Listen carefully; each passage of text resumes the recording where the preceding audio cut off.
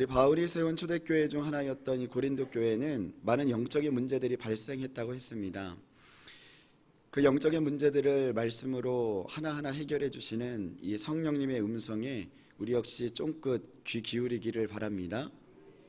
그러나 그 문제를 해결해 가는 과정에서요, 성도들에게 이 믿음과 양심에 호소하며 외치는 이 주의 종 바울, 그의 삶을 들여다보면서 이분 역시 진짜 교회를 위해 또 한 영혼을 위해 얼마나 많은 고민들과 그리고 아픔과 상처받음이 있었을까 하는 생각이 듭니다. 그분이 그랬기에 그 영적 고민이 우리에게는 오히려 신앙에 유익을 가져다주는 좋은 계기가 되었습니다. 우리의 삶이 영적으로 풍성하고 또 윤택하게 되었어요. 더욱 믿음의 사람으로 든든히 살아갈 수 있도록 해주었다는 것이죠. 그러니 우리도 아무 생각 없이 그냥 믿습니다 외치며 신앙생활하는 것도 필요하겠지만, 말씀을 통해 이런 영적인 고민들이 우리 안에 일어나기를 원합니다. 왜냐하면 내가 깨달은 만큼 하나님께 가까이 갈 수 있고, 내가 성숙한 만큼 영혼을 세워갈 수 있으며, 또 내가 살아본 만큼 믿음의 공동체 안에서 지체들을 그렇게 살아가게 할 수 있기 때문입니다. 우리를 통해 믿음이 약한 수많은 성도들이 믿음으로 또 사랑으로 더욱 굳게 세워지기를 주님의 이름으로 축원합니다. 오늘 고린도 교회의 문제는 바로 우상 제물에 관한 또 다른 문제였습니다. 초대교회 당시 이 고린도 지역은 우상이 많았어요. 그러니 당연히 우상의 신전도 많이 있었겠죠. 그래서 이 지역 사람들은 우상의 신당에게 제사를 지내곤 그 우상에게 바쳐진 고기며 음식들을 다시 시장에 손님들에게 내다 팔곤 했습니다. 뿐만 아니에요, 우상신당에 이 내다 제사를 지내곤 그 고기를 서로 나누어 먹으며 우애를 다지는 풍습도 있었습니다. 우리나라의 보름날이면 밥 얻어먹는 날처럼 저도 어렸을 적에 동네 친구들과 이제 서로 집에서 밥을 얻어가지고 서로 나눠 먹던 일이 생생히 기억합니다. 참 얼마 되지도 않는 건데 벌써 시대가 이렇게 변해서 그런 일은 상상도 못할 일이죠. 이러다 보니 그 우상의 제물들을 이웃 사람들을 초청해서 같이 음식을 나누어 먹는 일이 이제 잦았던 것입니다. 그런데 이때 믿는 사람들도 초대되는 경우가 종종 생겨지게 되었는데요. 아무리 친구가 믿지 않는다 하더라도 친한 친구가 초대를 하니 함께 학교 다니고 함께 동네에 같이 살던 그 세월이 몇 년인데 안 갈 수가 없는 것이죠. 이 일로 인해 믿음의 사람들이 두 부류로 갈라지게 되었습니다. 한 부류는 성경 지식에 박식하고 믿음이 강한 사람들, 또 한 부류는 이 성경 지식도 부족하고 이 믿음이 약한 사람들.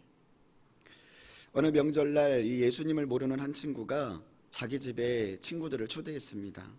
이 장로님이었던 한 친구는 당당하게 그 집에 들어가 좌부대를 틀고 앉아선 이 닭다리를 번쩍 들고는 우구적 씹기 시작했어요.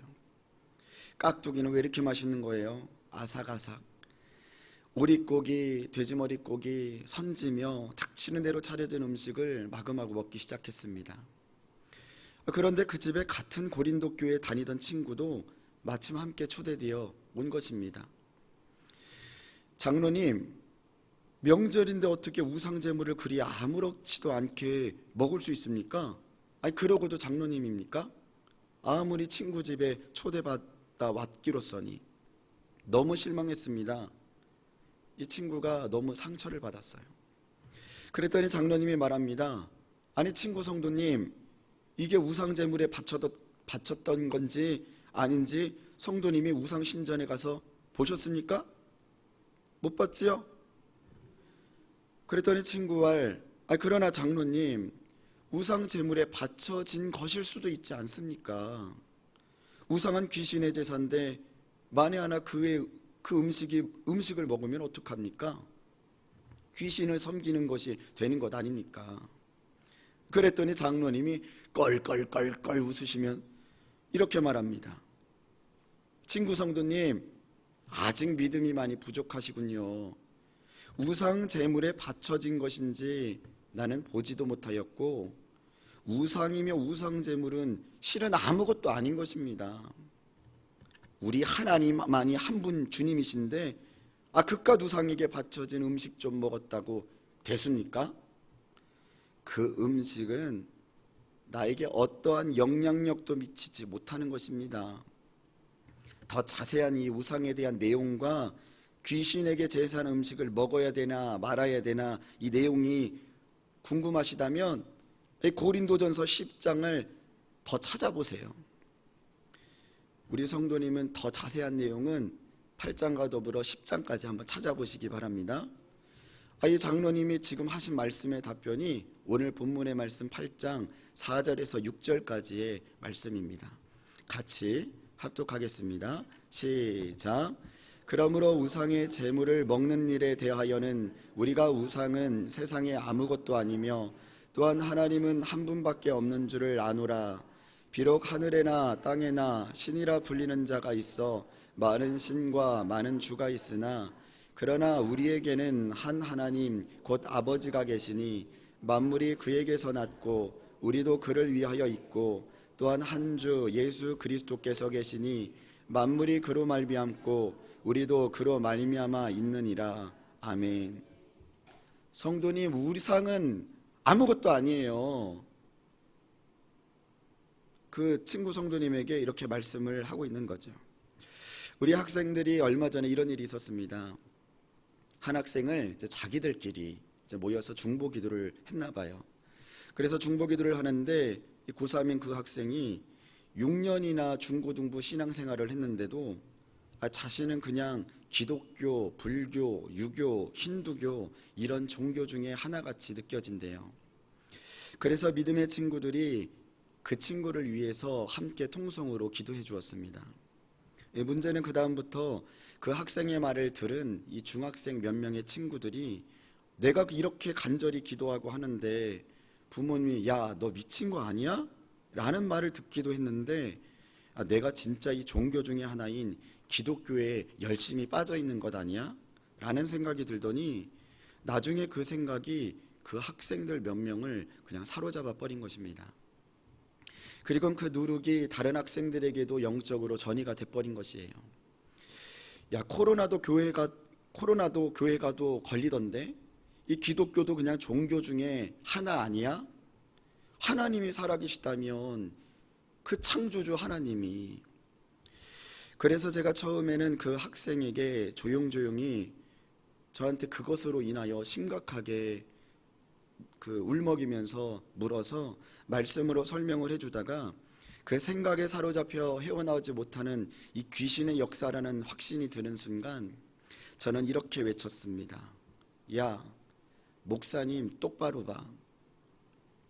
그 어떤 인간이 소크라테스가 자신을 가리켜 태초에 천지를 지으신 그 신이 바로 나다라고 말했더냐? 맹자가 공자가 아니면 불교의 석가모니가 태초의 천지의 창조자는 나라고 말하더냐? 오직 우리 하나님만 천상천하 천지를 창조한 신이 바로 나다라고 말씀하지 않더냐?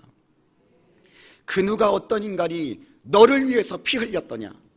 맹자가 너를 위해 피 흘려 죽었더냐? 소크라테스가 너를 위해 피 흘려 죽었더냐? 너의 죄값을 위해 피 흘려 죽으신 분은 우리 예수님 한 분뿐이라고 하지 않더냐? 이 세상의 참신은 오직 여호와 하나님 한 분뿐임을 믿어라. 여러분, 이렇게 그 장로님은 성도님, 오직 천지의 신은 바로 우리 하나님 한 분뿐입니다. 이걸 좀 믿으십시오. 우상에게 바쳐진 음식인지 제가 본 것도 먹어본 것도 본 것도 아니지 않습니까? 라고 말하고 있는 것입니다. 그러나 그 친구 성도님은 이런 장로님 말에 크게 실망했습니다. 분명 바울 목사님은, 아블로 목사님은 10계명의 두 번째 계명이 이 우상 숭배를 하지 말라라는 그 말씀. 여러분, 우상 숭배를 하지 마십시오 라고 가르쳤는데 장로님은 그 계명도 어기는 것이 아닌가. 이것이 이슈가 되어서 성도님들이 두 부류로 나눠진 것이죠. 우상 제물을 먹어야 하는가, 먹지 말아야 하는가. 바울이 이 소식을 듣곤 성령으로 하나됨이 끊어져 버리고 분열된 이 고린도 교회 성도들에게 말씀으로 세워주기를 원했던 것입니다. 그래서 믿음의 일꾼들을 소집하곤 이 편지를 낭독하게 되었습니다. 바울은 편지를 통해 말합니다. 성도 여러분, 모든 사람에게 그런 지식과 믿음이 다 동일하게 있는 것은 아닙니다. 장로님의 믿음의 잣대를 그 새신자 성도님에게 들이댄 것은 매우 현명하지 못한 처신이었습니다. 장로님은 그 믿음이 있으니 우상 제물은 아무것도 아니라 믿었지만 그 성도님은 그 믿음이 아직 없으십니다. 그러면 나중에 똑같은 상황이 벌어졌을 때 그 성도님은 어떤 생각을 하고 행동을 하겠습니까? 그래, 장로님도 먹었는데 뭘? 우상 제물은 먹어도 되는 거야 라는 장로님의 행위의 모습을 그대로 모방하지 않겠습니까? 그 믿음은 없이 행위만 따라하는 그 성도님은 곧 우상 숭배한 것이나 마찬가지의 죄를 범하게 되는 것입니다. 여러분, 그 말씀이 오늘 본문의 7절부터 11절까지 말씀입니다. 우리 같이 합독하겠습니다. 시작. 그러나 이 지식은 모든 사람에게 있는 것은 아니므로 어떤 이들은 지금까지 우상에 대한 습관이 있어 우상의 제물로 알고 먹는 고로 그들의 양심이 약하여지고 더러워지느니라. 음식은 우리를 하나님 앞에 내세우지 못하나니 우리가 먹지 않는다고 해서 더 못 사는 것도 아니고 먹는다고 해서 더 잘 사는 것도 아니니라. 그런즉 너희의 자유가 믿음이 약한 자들에게 걸려 넘어지게 하는 것이 되지 않도록 조심하라. 지식 있는 네가 우상의 집에 앉아 먹는 것을 누구든지 보면 그 믿음이 약한 자들의 양심이 담력을 얻어 우상의 제물을 먹게 되지 않겠느냐. 아멘. 여러분, 이렇게 장로님 우상에게 바친 음식인 줄도 알면서 먹는 성도들이 생겨나지 않겠습니까? 그로 인해 양심이 더러워지고 죄를 범하게까지 되지 않겠습니까? 그러니 장로님, 은혜가 안 되고 덕이 안 된다면 드시지 않으면 좋겠습니다. 그 선지 좀 안 먹는다고 어떻게 되는 것 아니지 않습니까? 장로님이 그렇게만 하신다면 오히려 그것을 보고 성도를 세워가고 교회를 든든히 세워가는 밑거름이 될 것입니다 라는 말이죠. 우리는 이 말씀에서 몇 가지 큰 영적인 교훈을 얻습니다. 그 첫 번째가 각자의 믿음의 분량이 다 다르다는 것입니다. 나의 믿음의 잣대를 동일하게 그에게 들이대면 상처를 받거나 실족을 할 수 있다는 것이에요. 여러분, 술 먹는 것이 죄예요? 아니에요? 아닙니다. 여러분, 술 자체가 죄도 아니요, 술 먹는 행위가 죄도 아니에요. 어떤 사람이 술에 중독이 되었다가 예수님을 믿고 변화가 되었습니다. 이 사람이 극적으로 이 술 마귀에서부터 이제 벗어나게 된 것이죠. 그런데 어느 장로님이 이 주일날 교회에 올 때마다 이 물병에다가 약수를 담아서 점심시간에 이 외부 식당에서 아니면 교회 식당에서 건강을 위해 홀짝홀짝 이렇게 마셨습니다. 장로님은 분명 믿음이 있으셨어요. 그거는 죄가 아니다. 건강을 위해 약수를 먹은 것이다 라는 믿음 말이죠. 많이 먹지도 않았습니다. 그런데 식당에서 그 장로님과 우연치 않게 이 과거 술 중독에 벗어난 한 성도님이 동승을 하셨는데 그 물병에 술이 담겨 있다는 것을 알고 말았습니다. 장로님은 민망하셨는지 술을 권하셨어요. 그 성도님이 함께 술을 홀짝홀짝 마시기 시작했습니다. 그 성도님은 그 이후에 다시 중독에서 헤어나지 못하고 그렇게 죽음을 맞이합니다. 여러분, 교회는 그것으로 큰 시험거리가 되었죠. 조금 과장된 이유였지만 실제 이와 비슷한 일을 한 지인을 저는 알고 있습니다. 여러분, 사랑하는 성도님들, 우리는 나를 위해 사는 자들이 아닙니다. 나를 위해서 주님 앞에서 당당하게 살면 되는 자들이 아니에요. 성경은 그래서 이렇게 말씀합니다. 우리 고린도전서 8장 11절부터 13절까지입니다. 오늘 본문 말씀 큰 목소리로 합독합시다. 시작.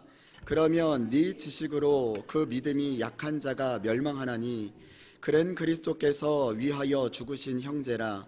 이같이 너희가 형제에게 죄를 지어 그 약한 양심을 상하게 하는 것이 곧 그리스도에게 죄를 짓는 것이니라.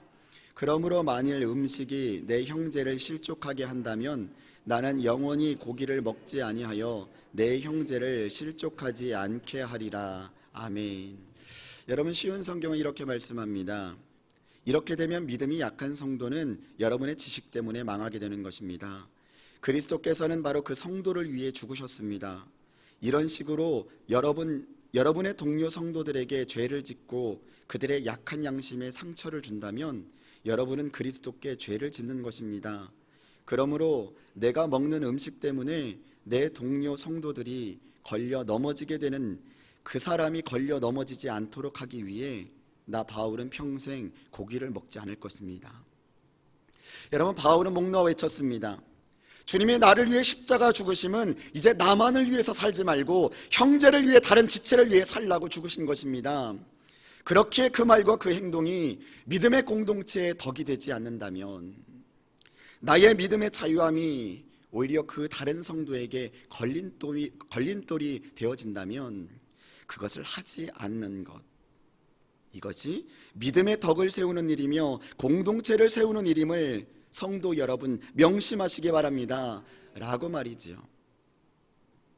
저는 며칠 전 어느 분과 통화를 하게 되었습니다.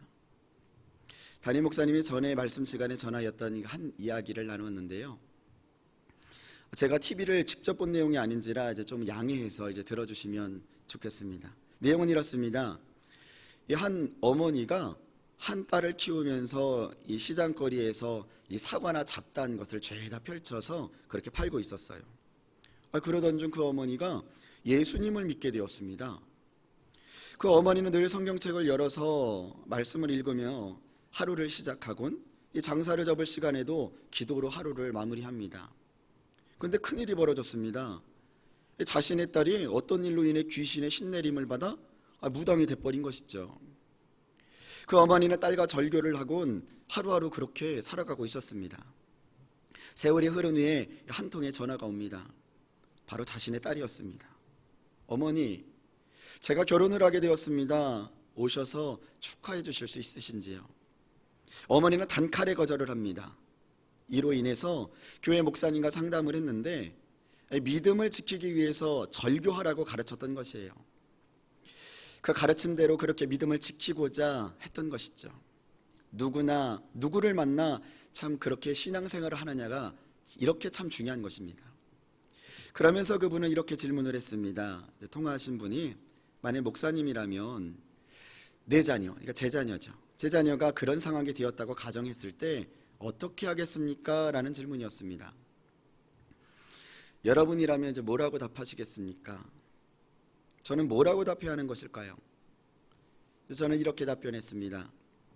그것은 믿음만 가지고 결정할 문제는 아닌 것 같습니다. 사랑도 함께 가지고 그 문제를 바라보아야 합니다. 믿음만 가지고 바라본다면 귀신에게 붙들려 있는 그 자식을 끊어내기란 아주 쉽습니다. 나는 끝까지 믿음을 지켜야 하기 때문입니다. 귀신의 역사들이 내 삶 가운데 기웃기웃 하는 것을 원치 않기 때문이에요. 그러나 사랑으로 바라본다면 내 아들 성주는 이 땅에 함께 살던 가족이고 내 피부치입니다. 그렇다면 그 영혼을 천국 가게 하기 위해, 그 불쌍한 영혼을 살리기 위해 은혜의 덕을 위하여 결혼식에 갈 겁니다 라고 말이죠. 그리고 그 영혼을 위해 저는 그 자리에서도 간절히 기도할 것입니다. 그분은 또 질문합니다. 그러면 결혼 후 그 자식이 무당집에서 살고 있는 그 집에도 이거 막 구슬하고 그 딸이 있는데, 아니 그 자식이 있는데 그래도 그 집에 들락날락 할 겁니까? 자주 찾아갈 겁니까? 여러분들은 어떻게 하실 겁니까? 막 하고 있어요. 이걸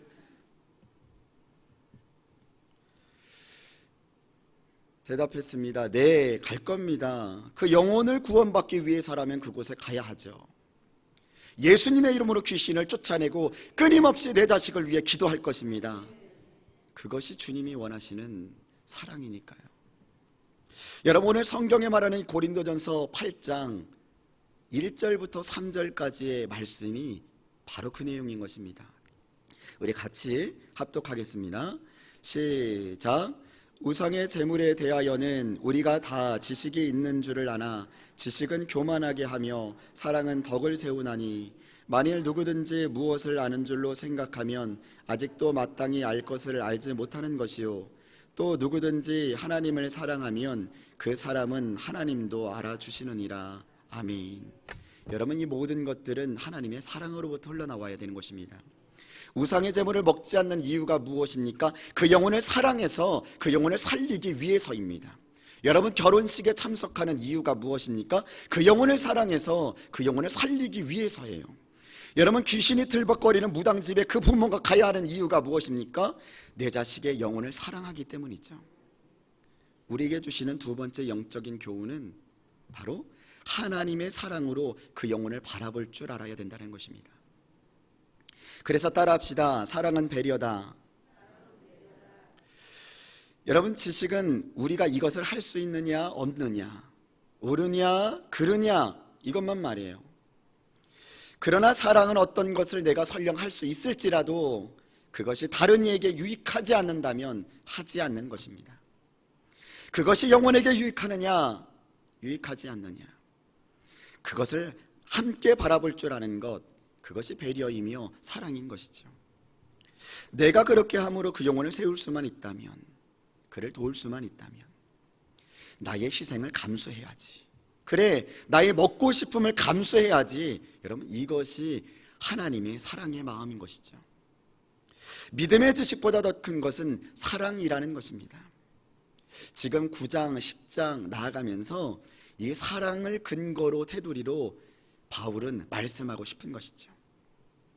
저는 덧붙여 말했습니다. 그러나 이것이 저의 믿음과 사랑의 분량이지만 이것만이 정답은 아니라고 말씀드리고 싶습니다. 이제 그분께 말씀을 드렸어요. 그리고 연이어 한 가지 이야기를 더 나누었습니다. 그분에게는 아주 짧게 나누었지만 실은 내용은 이런 내용이었습니다. 저는 실제 이런 일을 겪은 한 지인을 알고 있습니다. 남편은 잘 나가는 대기업 간부였습니다. 그러나 그 잘난 남편은 아내에게 불륜이라는 아픔을 주었습니다. 아내는 어린 자녀들을 키우면서 고통과 눈물의 세월을 보냈지만 결코 이혼만은 하지 않으리라 굳게 마음먹었습니다. 많은 기도 원장님들은 그녀를 위해 기도해주고 나선 그녀에게 아주 조심스럽게 이렇게 말했습니다. 권사님, 이런 말을 어떻게 받아들일지 모르겠으나 남편에게 너무나 강한 귀신이 역사하는 것 같습니다.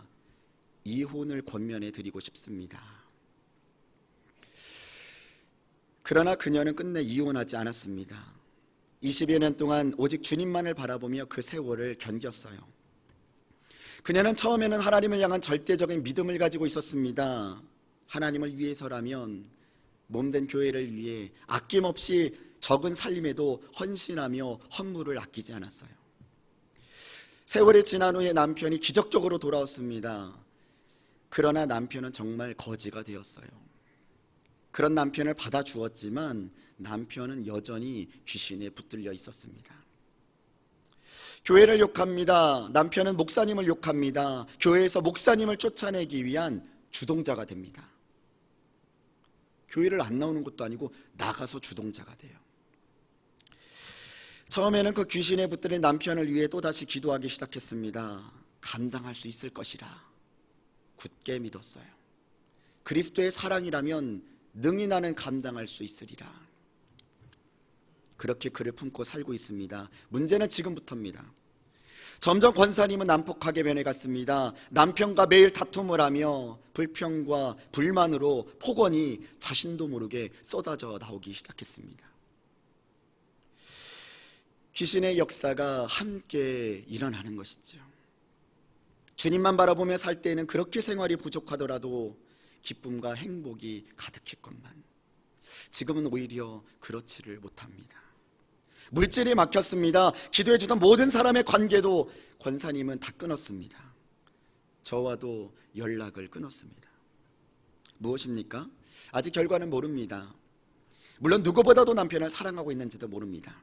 그러나 저는 깊이 깨달은 것이 있습니다. 그것을 감당하고 품을 수 있는 영역이 없어요. 그리스도의 사랑으로 온전히 품을 수 있는 이 성품 또한 아직 멀었음을 느낍니다. 그 오랜 세월 동안 변화될 만도 한데 다시 옛날의 그 자아와 자신의 그 안 좋은 생각들과 폭언들이 쏟아져 나오는 것입니다. 저는 그분을 잘 알기 때문에 이렇게 말할 수 있는 것입니다. 훗날 더 지켜봐야겠지만 남편을 사랑하는 이 에로스의 사랑, 그 마음만 가지고서는 되어지지 않는다는 것이죠. 그녀에게 지금이 연락이 된다면 제가 무엇이라 조언해 줄 수 있을까요? 우리는 함부로 믿음의 잣대만을 가지고 다가가서도 안 되고 또 이 어떤 애로서의 인간적인 사랑만을 가지고 다가가서도 안 된다는 것입니다. 함부로 그냥 남편은 이제 끊어내고, 권사님 차라리 남은 생애 동안 눈물로 주를 위해 열정으로 전에 그렇게 사셨던 것처럼 그렇게 사는 남은 생애가 된다면 권사님에게 축복일 것입니다 라고 말해야 할까요? 그러면 큰 상처를 받을 것입니다. 남편을 끊어내고 싶은 마음이 없으니까요. 오히려 권사님은 끝까지 사랑으로 인내하며 승리하십시오. 제가 기도하겠습니다 라는 말이 그녀에게 더욱 힘이 되어질 것이지요. 왜냐하면 그녀는 그 첫 번째 말을 받을 만한 믿음의 분량이 되어지지 않음을 알기 때문입니다. 그녀는 그것을 감당할 만한 영역이 아직은 없습니다. 그래서 중보의 기도가 참 필요합니다. 무엇을 말하고 싶은 겁니까? 내 믿음의 분량의 잣대가 아닌 사랑을 근거로 해서 답변을 할 때 그녀는 그 힘으로 버틸 수 있는 것입니다. 그리고 그녀를 위해 저 역시 전심으로 기도해야 하는 것이지요. 우리는 고민해야 합니다. 영혼을 위해서 무엇이 유익한가? 나는 그를 위해 어떤 도움을 줄 수 있는가? 무엇이 그를 세울 수 있게 해줄 수 있는가? 라고 말이죠. 여러분, 우리는 그래서 베드로훈서 1장 5절의 말씀을 꼭 기억하고 그 열매를 이 시간도 함께 구해야 합니다. 베드로전서 1장, 베드로후서 1장 5절부터입니다. 시작.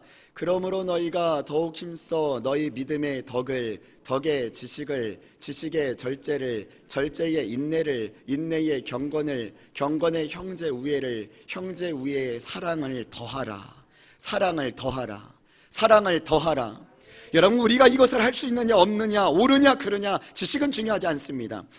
성경을 몇 독했느냐, 얼마나 지식을 깨달았느냐, 역사적인 성경의 배경을 얼마나 아느냐, 여러분 그것도 중요하지 않아요. 그것이 다른 이에게 유익이 되느냐 안 되느냐, 그것이 다른 사람에게 도움을 주느냐 못 주느냐, 나의 이 행동과 말이 그를 세울 수 있는 말과 행동이냐 아니냐. 여러분, 사랑과 배려가 그를 살리고 공동체를 살리는 줄 믿으시기 바랍니다.